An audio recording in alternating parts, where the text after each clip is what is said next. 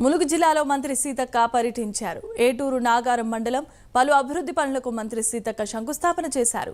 ఏటూరు నాగారం మండలం చిన్న బోయినపల్లి గ్రామంలో 30 లక్షల నిధులతో నిర్మించిన సౌత్ డిప్యూటీ రేంజ్ ఆఫీసర్ క్వార్టర్ను సీతక్క ప్రారంభించారు. అనంతరం తహసీల్దార్ కార్యాలయంలో కళ్యాణ లక్ష్మి షాదీ ముబారక్ చెక్కులను సీతక్క అందజేశారు.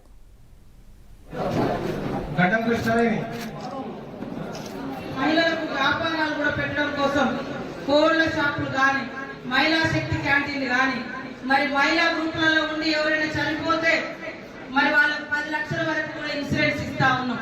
మీరు ఎంతో కొంత రుణం తీసుకుంటారు, అప్పు తీసుకుంటారు, కట్టక ముందు ఏదైనా చనిపోతే కుటుంబం మీద భారం పడకూడదని 2 లక్షల వరకు కూడా బీమా లోన్ బీమా కూడా పెట్టడం జరిగింది. మహిళల్ని అన్ని రంగాలకు రాణించాలని సీఎం రేవంత్ రెడ్డి గారు కానీ మేము కానీ అందరం కృషి చేయడం జరుగుతూ ఉంది. కొంత ఆర్థిక ఇబ్బందులు ఉన్నాయి, మీకు తెలుసు.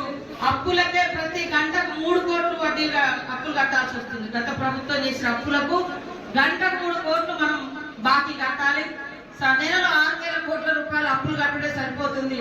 లేకుండా ఉంటే వాస్తవానికి ప్రతిదీ కూడా పేదింటి బిడ్డలకు చేరాలనేటువంటి లక్ష్యంతో